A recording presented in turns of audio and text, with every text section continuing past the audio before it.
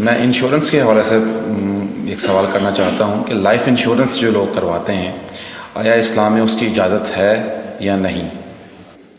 اصل میں یہاں اس کو کہوں گا آپ سے کہ ایک تو ہمارے ہاں جو اس وقت انشورنس کا نظام ہے وہ لازماً گتھا ہوا ہے سود کے ساتھ، لہذا اس شکل میں جو اس وقت انشورنس ہو رہی ہے وہ تو حرام ہے، اس کے حرام ہونے میں کوئی شک نہیں ہے۔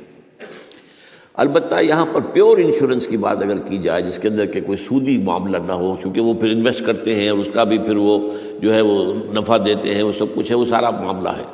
اسی لیے جس نے کوئی بڑا بینک بنایا اس نے 7 انشورنس کمپنی بنا لی، حبیب بینک بن گیا، حبیب انشورنس کمپنی بن گئی، وغیرہ وغیرہ۔ آدم جی بینک تھا، آدم جی انشورنس بن گئی۔ البتہ یہ ہے کہ جہاں تک ایک مثلاً یہ کہ ایک انشورنس اس طرح کی ہے کہ چند تاجر جو ہے وہ بیٹھ کر طے کر لیتے ہیں کہ بھائی ہم اتنا ماہانہ ہم سب جمع کریں گے تاکہ ہم میں سے اگر کسی کو بڑا لاس ایک دم ہو جائے تو ہم اس کو کمپنسیٹ کر کے اپنے پاؤں پہ کھڑا کر دیں، تو اس کو کوئی حرام نہیں کہہ سکتا، جائز ہے۔ یہ تو ایک کوآپریشن ہے، کوآپریٹیو ایک آپ نے بنا لی ہے، اس کوآپریشن کے حوالے سے اس کو کون حرام کہے گا؟ یہ لائف انشورنس کا معاملہ جو ہے اس میں آ جاتا ہے ایک چانس اس نوعیت کا کہ آپ نے انشورنس کرائی ہے، 10 لاکھ کی انشورنس لی ہے، آپ نے ابھی 2-3 پریمیمز ان کے دیے ہیں کہ آپ کا حادثہ کے اندر انتقال ہو گیا، اب اتنے پیسے آپ کو مل جائیں گے۔ یہ آپ نے how did you earn it? تو شریعت کے جو بھی جائز ذرائع ہیں ارننگ کے، ان میں کسی میں یہ فال نہیں کرتا۔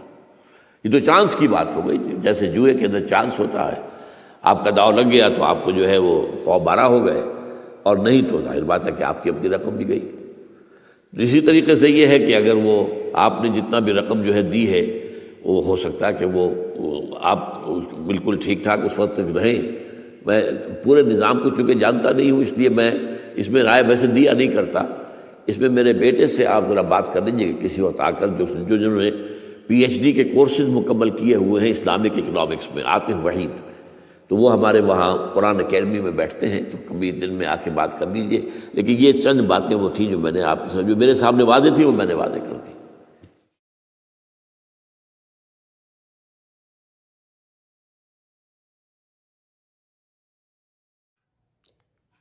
یہ ویڈیو یا یہ رائے آپ کو پسند آئے تو اسے شیئر ضرور کیجیے گا، کیونکہ ہر کوئی اچھی بات یا دین کی بات پھیلانا ثواب ہے، اور اگر وہ لگاتار پھیلتا رہ جائے تو اس کا ثواب لگاتار ملتا رہتا ہے، اور وہ ایک صدقہ جاریہ کی طرح ہمارے مرنے کے بعد بھی ہمارے لیے قائم رہتا ہے۔ باقی وسلام۔